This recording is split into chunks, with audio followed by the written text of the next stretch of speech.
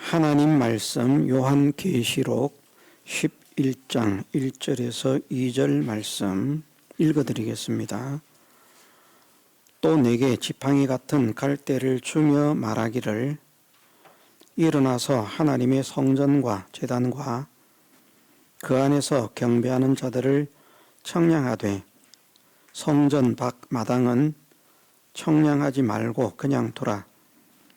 이것을 이방인에게 주었은즉 저희가 거룩한 성을 42달 동안 짓밟으리라. 아멘.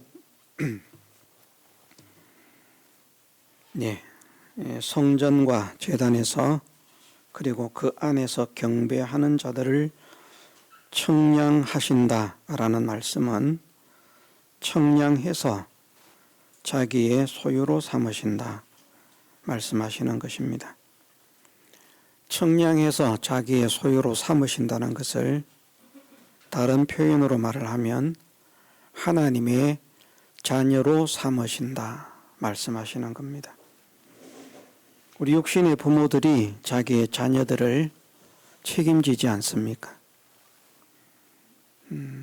다른 집의 자녀들은 책임지지 않지만 또 마음이 아주 넓고 여유가 있고 좋은 사람들은 남의 자녀들도 또 돕고 책임을 질 수 있습니다만은 보편적으로는 부모들은 자기의 자녀들은 자기가 전적 책임을 집니다. 그리고 필요한 모든 것들을 공급합니다. 아프면 낫게 하기 위해서 애를 쓰고 어려움이 있으면 그 어려움을 해결해 주기 위해서 애를 쓰고 또 고민하고 고통을 당하고 있으면 마음을 아파하며 그 고민과 고통을 덜어주고 해결해 주기 위해서 할 수 있는 대로는 자기의 역량을 다 쏟아붓는 것이 사랑하는 자녀를 기르는 부모의 마음이고 부모의 모습입니다. 그것처럼 청량해서 자기의 소유를 삼으신다라고 하는 것은 하나님의 자녀로 삼으셔서 하나님께서 자녀된 그들의 모든 것을 책임지신다 하는 말씀입니다. 아브라함을 보면 하나님께서 책임을 지시니까 가는 곳마다 아브라함을 해치려고 하는 사람들이 있고 또 손해를 끼치려고 하는 사람들이 있고 그랬지만 아무도 아브라함을 해치지 못하도록 하나님께서 보호를 하셨습니다. 우리도 우리의 자녀들을 누가 해하려고 하면 그냥 가만두겠습니까? 내가 박살이 나는 한이 있더라도 내 자녀를 지키기 위해서 애를 쓸 것입니다. 내가 상대보다 약하기 때문에 맞을 수도 있고 깨어질 수도 있지만 하나님은 전지하시고 전능하신 분이기 때문에 누구와 싸워서 지시는 분이 아닙니다. 그 누구도 하나님을 대항하고 대적해서 이길 수 없는 절대적인 지식과 절대적인 능력과 절대적인 권세를 가지신 하나님께서 보호를 하시면 주변에 많은 사람들이 아브라함을 해치려고 이렇게 저렇게 연구도 하고 또 꾀도 피우고 수단과 방법을 강구하면서 그렇게 해를 끼치려고 해도 하나님은 그 모든 것이 다 변해서 유익이 되도록 하셨습니다. 그래서 나중에는 처음에는 아브라함을 해치려고 하던 그런 사람들 어떻게 하면 저걸 좀 손해를 보고 우리가 유익을 얻을 수 있을까?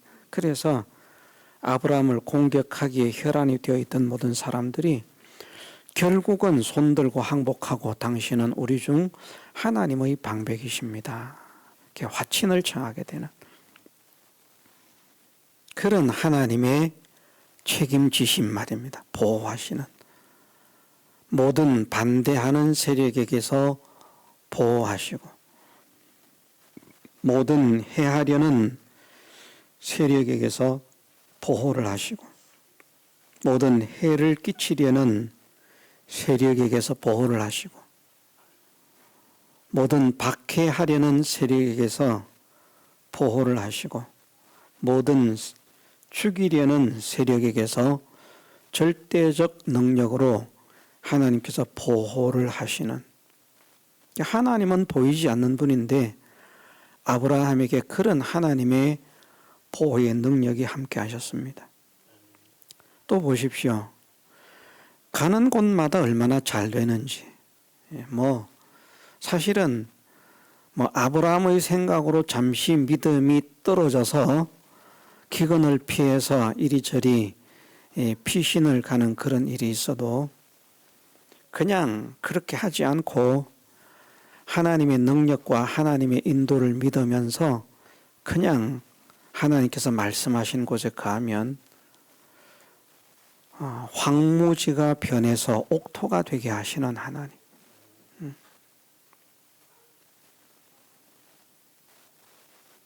이것 또한 아무나 할 수 없는 것입니다. 나를 해하려는 세력에게서 지켜주시고 보호하시는 것도 놀라운 은혜지만 주변의 사람들은 다 귀근입니다. 그런데 하나님께서 책임지신 아브라함은 믿음을 지켜서 하나님 안에서 하나님의 인도를 따라서 살면 귀근을 만나지 않습니다. 아주 극단적인 예가 되겠습니다마는 엘리야 시대에 3년 6개월 비가 내리지 않는 그런 대기근의 그런 환경이 땅을 휩쓸고 지나갑니다. 많은 사람이 먹을 것이 없습니다. 굶어 죽는 일이 아사자가 발생을 합니다. 그런데 엘리야를 영접했던 사렙다 과부의 집에는 먹을 것 없었습니다. 원래 있던 것이 이제 마지막으로 이것 가지고 음식을 해먹고 이제 우리도 죽을 수밖에 없구나 라고 생각할 수밖에 없는 그 가루 한 움큼, 기름 조금, 그것이 전부였습니다. 불신자들은 이해를 할 수 없는 일인데 도저히 그런 일이 어떻게 있을 수가 있느냐. 새빨간 거짓말이다. 이렇게 말을 할 수가 밖에 없는데 믿음의 사람들은 하나님의 능력이 역사하면 된다는 것을 믿지 않습니까? 그 가루 한 줌, 기름 몇 방울을 가지고 3년 6개월을 아무런 문제가 없이 지냈습니다. 마치 옛날 이야기에 나오는 것처럼 옛날 이야기들이 그런 성경에서 다 이야기들을 기인해가지고 그런 이야기들을 지어낸 것입니다. 삭 끓여서 먹었는데 다음 이제 밥할 때가 되어서 혹시나 하고 항아리를 쏙 들여다보니까 또 있네. 그래서 달달 끓여서 또 음식을 하고 한 톨도 안 남기고 톡 털어서 밥을 했는데 그 다음 또 저녁 때가 돼서 아이고 하고 혹시나 섭섭한 마음에 항아리를 떡 쳐다보니까 또 있네. 그런 요술 항아리라고 하는 게 있지 않습니까? 그런 것처럼 말입니다. 하나님의 역사는 사람들이 요술이라고 생각하는 그런 이야기로 생각하는 그런 역사를 하나님은 일으키신다. 하나님은 그런 분이시라는 것이죠. 우리가 오병이어의 이적을 생각해도 떡 5개, 조그만한 떡 5개, 떡이라고 해서 큰 떡이 아닙니다. 우리로 말하면 그냥 조그만한 빵입니다. 떡이라는 표현보다 빵이라는 표현이 더 이제 정확하다 그렇게 말할 수 있는데 구름빵 같은 빵인지 그보다 더 작은 빵인지 모르겠습니다만은 그런 조그만한 빵 5개와 물고기 2마리를 가지고 약 2만 명을 먹인다. 그러면 또 이것도 하나님의 능력과 하나님의 역사를 알지 못하는 사람들은 새빨간 거짓말이다. 그럴 수밖에 없습니다. 그런데 하나님의 능력은 그렇게 역사를 일으킨다는 것입니다. 아브라함이 황무지를 향해서 갔지만 아브라함은 점점 더 부강해집니다. 창세기 13장도 보면 아브라함과 롯이 헤어집니다. 헤어지는데 롯은 양을 먹이기에 좋은 풀과 물이 넉넉한 그런 지역을 선택해서 나가고 그 자리를 양보한 아브라함은 황무지를 향해서 발걸음을 옮깁니다. 그러면 황무지로 간 아브라함의 그 가축들은요, 굶어 죽는 것들이 많아야 됩니다. 사람도 많지, 짐승도 많지, 얼마나 먹고 살기 힘들겠습니까?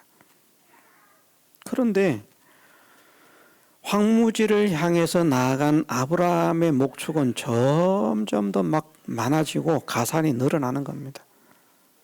그래가지고 롯과 헤어지기 전에는 없었던 사병들을 고용을 해야 됩니다. 얼마나 재산이 많은지 개인 사병이 정확하게 몇 명인지는 알 수 없습니다만은 소유물을 남겨두고 가기 때문에 소유물을 지키는 병사들도 사병들도 분명히 있었을 것입니다. 그러나 자기의 조카 롯을 구출하기 위해서 데리고 간 사병만 318명이라 그렇게 말을 합니다. 목자가 아니고요. 목자가 아니고 그 목자와 양들을 적으로부터 보호하기 위해서 집에서 길리고 연습한 자, 싸움을 위해서 군사로서 훈련을 시킨 자가 318명이다. 진짜 우리가 그 정도 되면 어깨에 힘주고 다닐 겁니다. 우리 집 보디가드가 318명이다.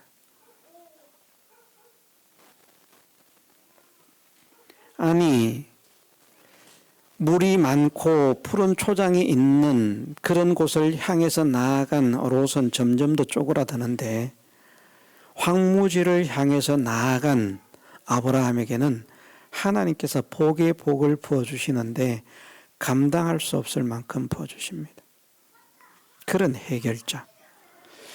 이스라엘이 출애굽할 때도 보면 그렇습니다. 출애굽할 때도 하나님의 능력은 기이해서 물이 없는데 반석에서 물을 내게 불이 나오게 하시는 하나님. 그래서 그 반석에서 바위에서 나온 물이 모든 가축이 먹고 200만 명이 넘는 사람들이 마시기에 흡족한 냇물이 되어서 흐르는, 이것이 인간의 생각으로는 가능하지 않은, 과학적으로도 증명할 수 없는 그런 일들입니다. 그런데 없는 가운데서 천지 만물을 창조하신 창조주 하나님이신 여호와 하나님은 그런 능력을 행하시고도 남음이 있다는 것을 우리에게 알려주시면서 그런 하나님으로 믿으라고 우리에게 말씀하십니다. 자, 사람도 해하지 못하도록 책임을 지시고 환경도 해하지 못하도록 책임을 지시고 일어나는 사건들도 해하지 못하도록 책임을 지시는 그 하나님의 보호의 능력이 함께 하도록 하겠다 하는 것이 청량하신다는 말씀입니다. 청량한다. 내 것이다. 어느 누구도 뺏어가지 못할 것이다. 우리가 힘이 없지만 일을 해서 월급을 받았습니다. 그거 아무에게나 뺏기겠습니까? 예, 자기 월급을 받으면 자기 돈이잖아요.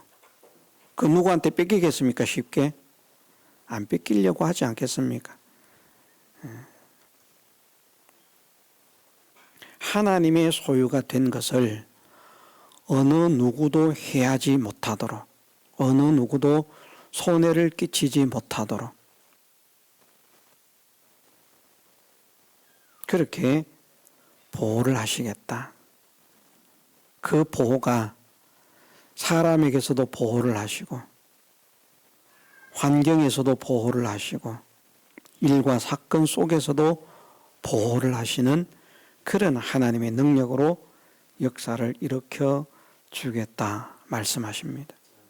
이 능력을 체험받을 수 있는 우리의 남은 생애가 되게 해주시기를 주님의 이름으로 축원합니다. 청량 안에 들어가는 사람, 이것은 내 소유다. 자, 보호를 하실 뿐만 아니라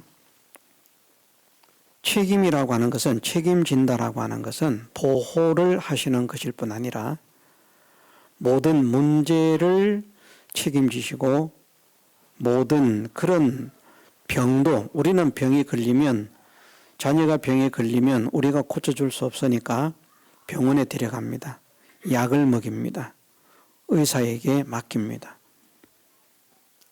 그렇게 해서 우리가 고칠 수 있다면 우리가 직접 고치겠지만 우리가 직접 고치지를 못하니까 병든 자녀를 고쳐주기 위해서 병원을 찾아가고 약을 먹이는 것은 자녀의 병을 고치겠다는 책임을 지는 것입니다.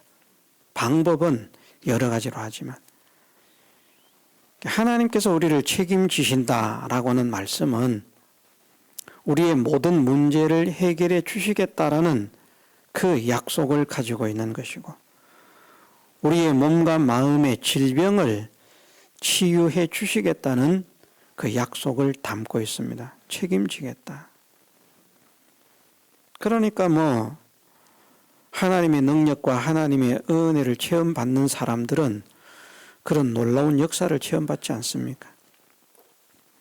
가장 최근에 일어난 우리 교회에서, 지금 이 자리에 없습니다마는 그 성수 같은 경우만 봐도 하나님의 그 보호의 능력이, 책임지심의 능력이, 치료의 능력이 함께 하니까 그 혈액암이 예전보다도, 생각하는 것보다도 심각했던, 알고 있던 것보다도 심각했던 그 암이 치료를, 1차 치료를 계획한 절반도 되지 않아서 깨끗하게 고침을 받았다.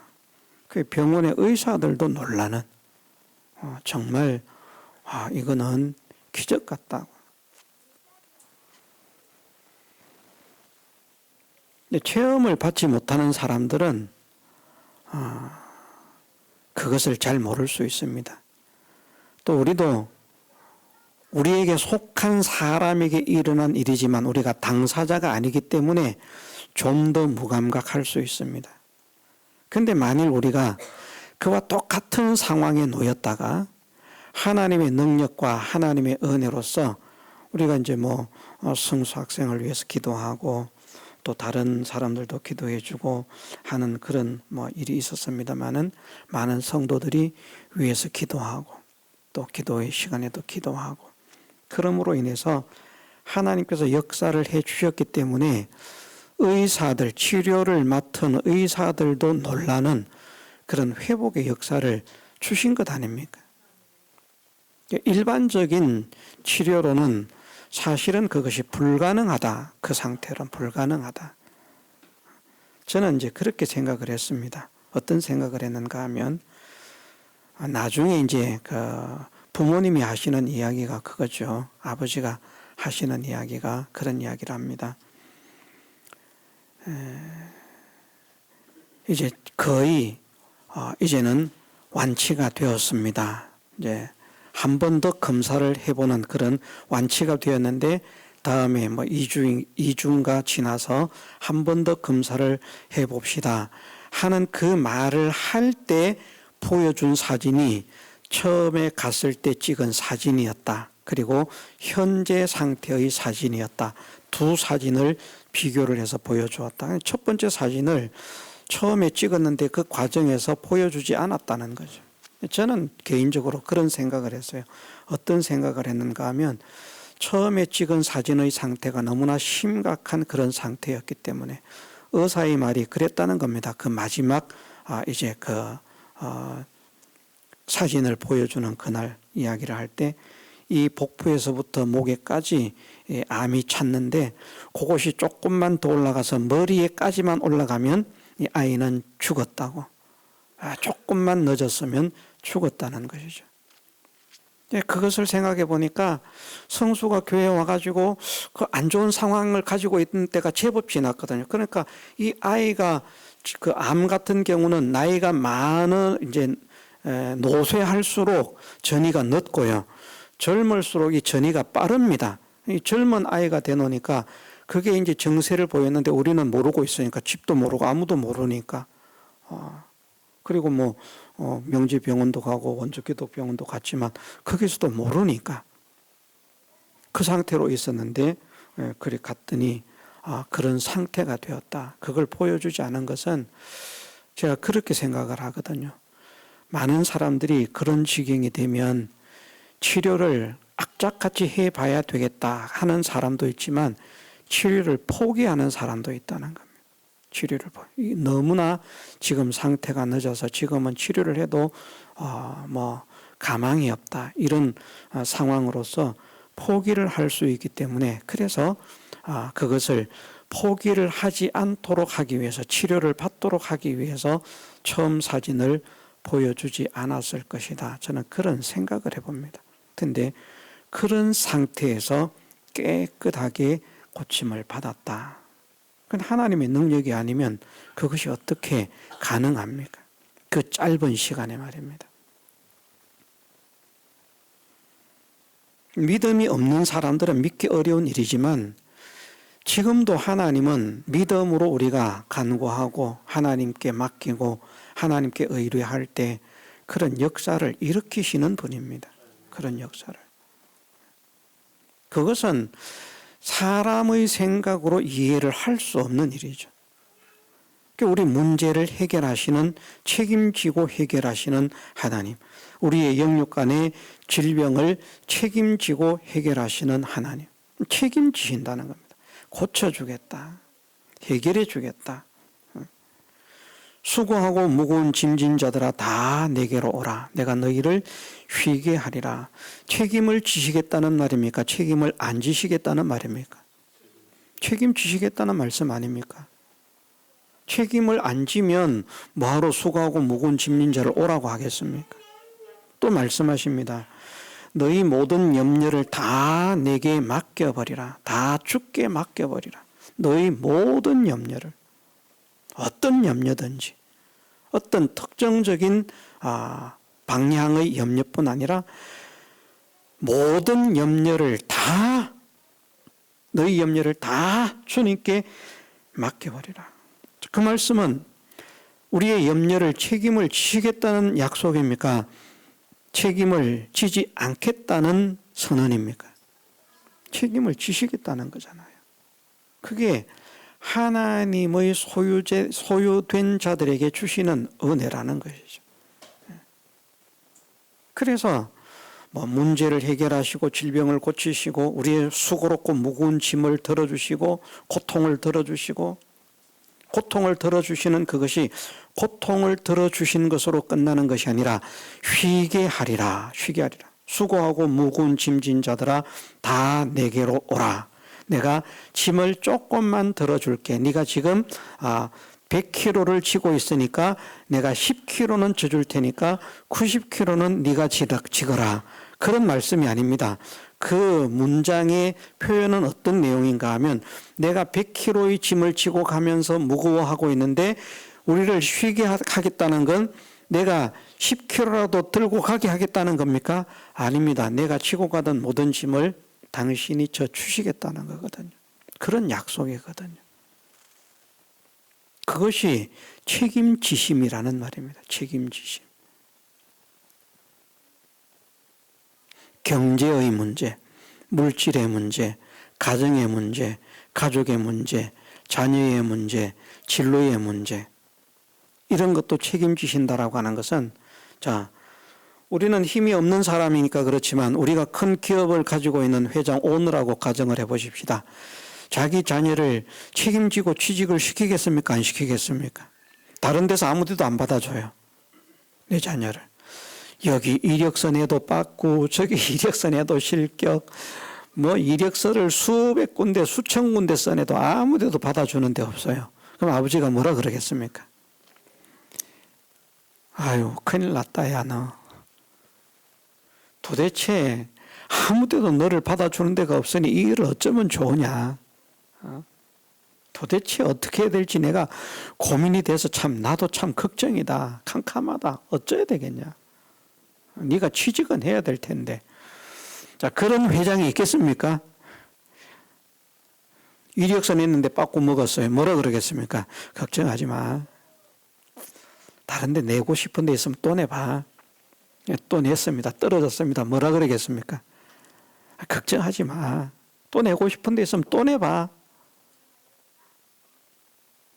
그래서 자기의 자녀라고 하면 자기의 자녀의 진로를 아마 그 아버지가 책임을 질 것입니다. 다른 사람이 쓰지 않는다고 하면 내가 너를 쓰겠다.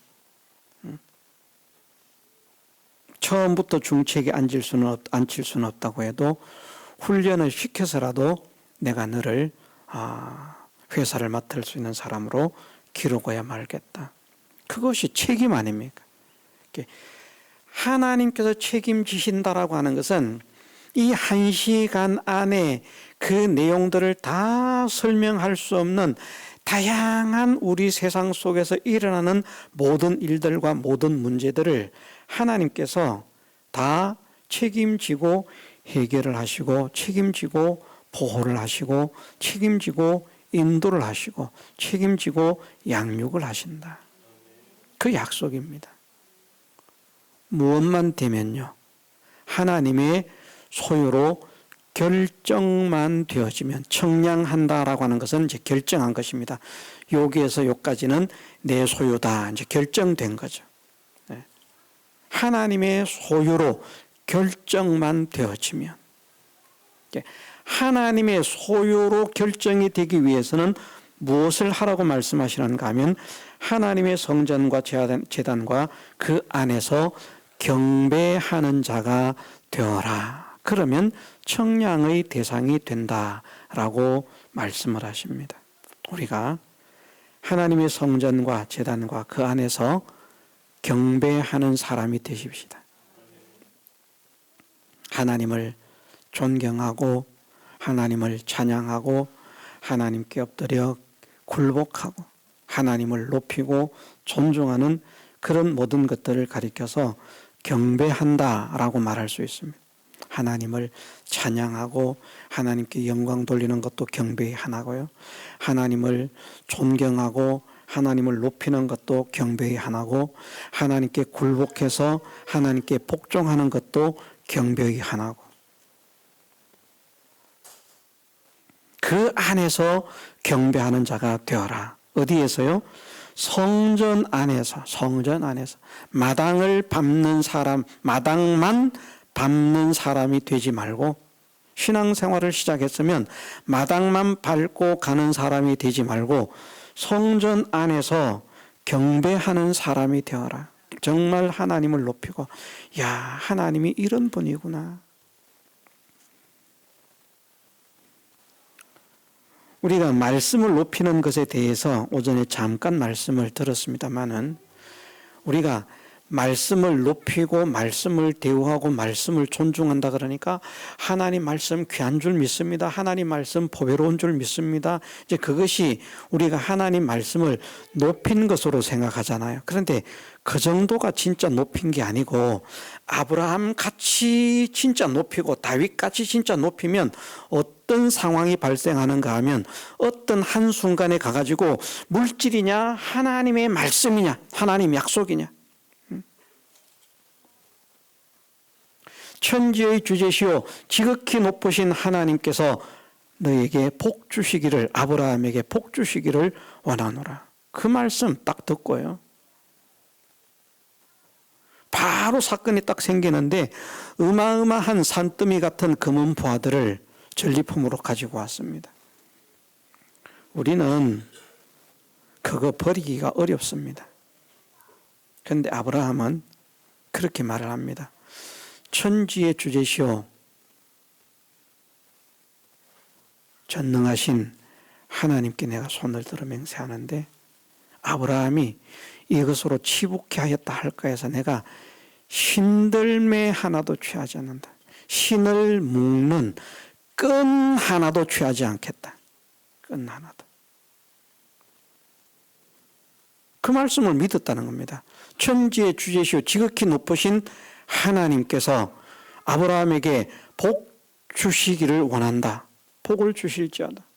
그 말씀을 듣고 하나님 말씀대로 그 약속대로 될 줄을 믿으니까 천지의 주제시요 지극히 높으신 하나님께서 나에게 복을 주실 건데 그 복을 하나님께서 주신 복을 받았을 때 사람들이 평가하기를 이것은 하나님께서 주신 복이 아니라 그때 그 재물을 취해가지고 그것을 미천 삼아가지고 투자해서 사람들 말하는 대로 돈이 있어야 돈을 번다고 그것을 투자해서 부자가 된 것이지 하나님의 축복으로 부자 된 것이 아니다. 이렇게 말할까봐 내가 이 재물들 많은 재물이지만 신들매 하나도 그렇게 말씀하십니다. 창세기 14장의 말씀에 보면 14장 맞죠? 예. 네 말이 내가 아브라함으로 치붙게 하였다 할까 하여 내게 속한 것은 물론 한 실이나 신들매라도 내가 취하지 아니하리라. 천지의 주제시오 지극히 높으신 하나님 여호와께 내가 손을 들어 맹세하노니 물론 한 실이나 신들매라도 취하지 않겠다. 끈 하나도 안 가지는 거예요. 끈 하나. 금덩어리 한 덩어리가 아니라 끈 하나도 가지지 않는. 다 양보를 해버립니다. 이게 하나님 말씀의 가치, 하나님 말씀의 능력을 믿은 아브라함의 믿음이라는 겁니다. 그냥 말이 하나님 말씀은 천천금은보다 성합니다. 이거 우리가 잘 압니다. 하나님 말씀은 천천금은보다 성하고 하나님 말씀은 꿀과 송이꿀보다 더 답니다. 말은 그렇게 하는데 현실에서 자, 이 물질을 택할래 하나님 말씀을 택할래 하면 많은 사람들이 하나님 말씀은 천천금은보다 성합니다 해놓고 물질 따라 싹 가버립니다. 돈 따라 가버립니다. 직장 따라 가버립니다. 명예 따라가고 권세 따라가고 가버립니다. 그런데 하나님의 소유로 청량될 사람들은 이것은 믿음의 최고 경지라고 했습니다. 아무나 할 수 있는 일이 아니에요. 아무에게나. 근데 이 자리까지 나아가면 아브라함과 같은 믿음을 가졌기 때문에 어떤 복을 주신다고요? 아브라함과 같은 복을 주신다. 아브라함과 같은 믿음을 가진 자들에게는 아브라함과 같은 복을 주신다. 그럼 아브라함과 같은 복을 받을 수 있을 만큼 여호와의 영광으로 충만한 사람이 되려고 하면 그런 현실이 닥쳤을 때 어마어마한 재물이 있는데 그 재물을 헌신짝같이 다 던져버리고 내가 한 실이나 신들매도 취하지 않겠다.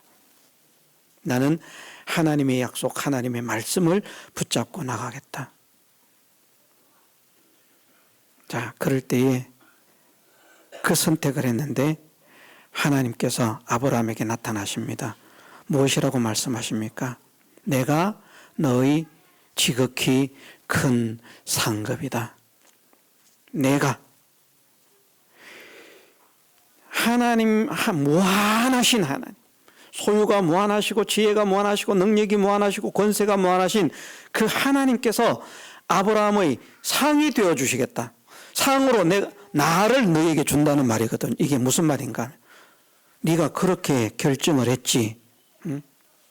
내 말을 믿고 내 말을 따르려고 내 말을 선택하려고 네가 그 많은 금은보화 재물들을 다 헌신짝같이 날려버리고 신들매 하나도 취하지 않는 이 선택을 내게 했으니까 너에게 내가 보상을 할 텐데 나를 너에게 줄게 라는 말이거든요.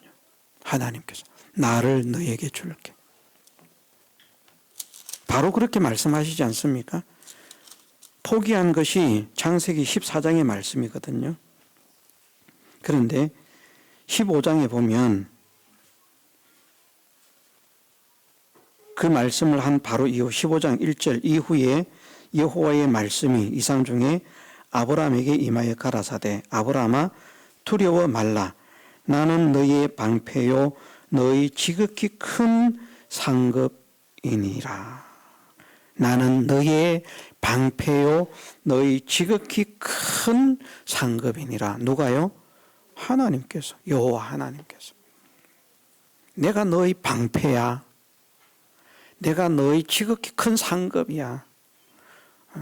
내가 너의 방패가 되어줄게. 내가 너의 상이 되어줄게. 이것이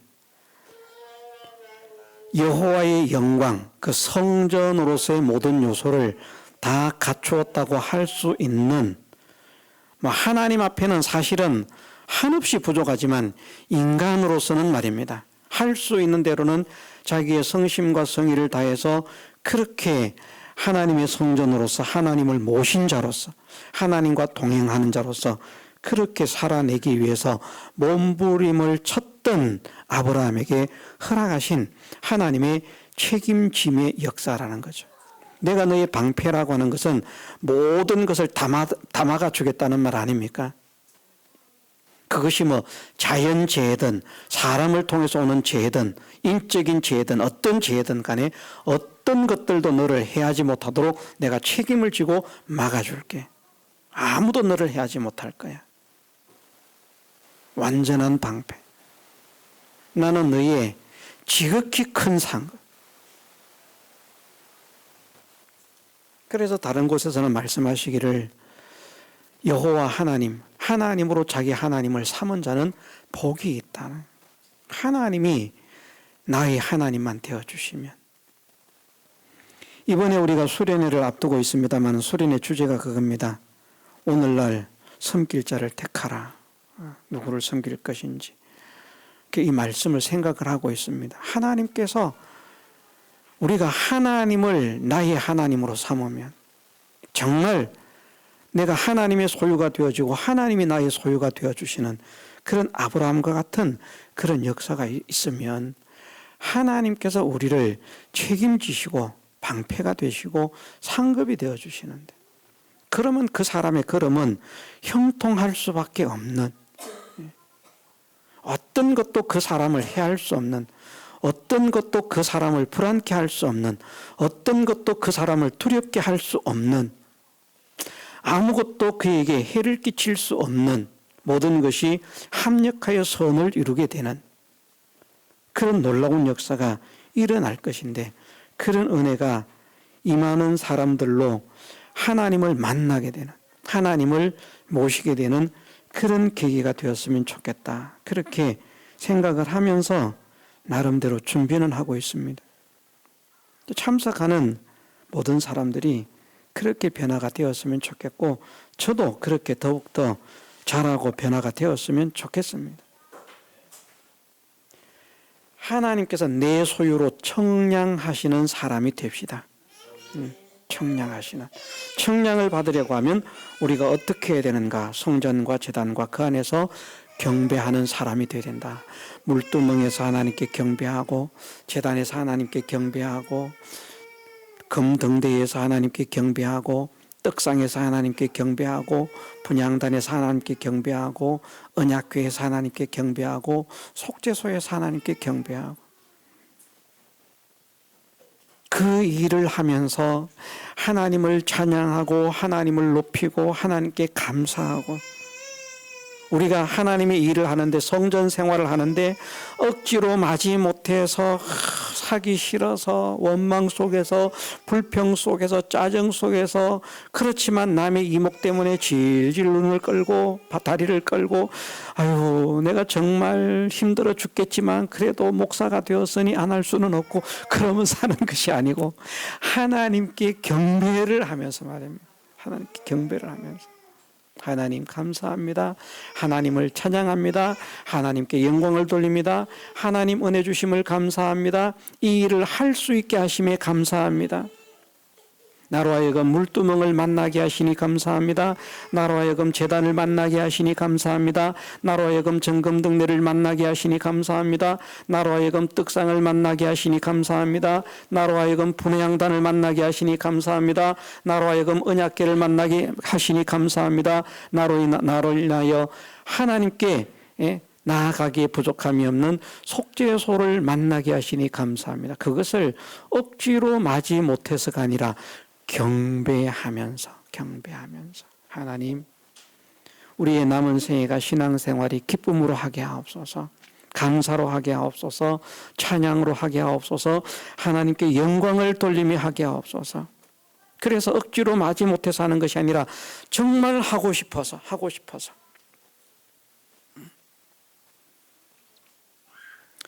이 이야기를 마지막으로 하고 마치도록 하겠습니다. 자꾸 이야기가 길어질 수 있기 때문에. 다른 교회 이야기인데요. 푸른들 교회 이야기를 들으니까 날마다 모여서 연습을 한다는 거예요. 무엇을 위해서? 수련회 이제 연주를 하고 찬물을 하고 하겠죠. 그것을 위해서 날마다 모여서 그렇게 연습을 한다. 지금 아이들이 방학에서 학교를 가지 않으니까 낮에부터 와가지고 밤늦게까지 그러고 연습을 한다는 겁니다. 얼마나 잘하는지 이제 막 하면 우리가 깜짝 놀라겠죠. 근데 생각을 했어요. 우리 기도 시간에도 그런 말이 나왔지만 과연 그렇겠다. 사람들에게 보이는 연주를 실수하지 않고 모든 사람들이 볼 때 정말 잘한다 하고 또 그렇게 볼 수 있고 그렇게 칭찬할 수 있고 그렇게 하는, 사람들에게 보이기 위한, 물론 그 교회가 사람들에게 보이기 위해서 그걸 준비하는지 하나님께 영광을 돌리기 위해서 하는지 저는 모릅니다. 근데 일단 어쨌든 사람들에게 보여주기 위해서 그런 연주를 준비하는데 그렇게 성심을 다해서 모여서 연습을 한다는 겁니다. 기뻐하면서 좋아하면서. 그런데 우리는 하나님께 영광을 돌리는, 그것을 위해서 우리가 연습을 하는데 우리의 마음은 어떻고, 우리가 하나님께 영광을 돌리기 위해서 예배를 드리는데 예배를 드리는 우리의 마음은 어떻고, 정말 우리가 좀 더 성숙한 그런 모습을 가져야 되지 않겠나, 제가 그런 생각을 했습니다. 하나님의 성전과 제단에서 그 안에서 단순히 제단 생활, 성전 생활을 하는 것이 아닙니다. 경배를 한다.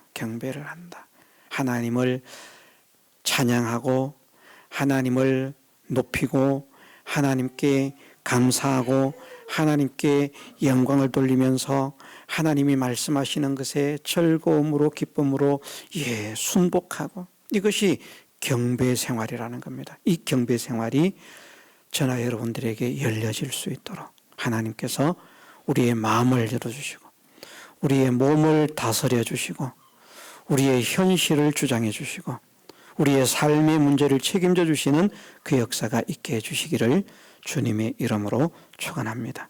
다 같이 기도드리겠습니다.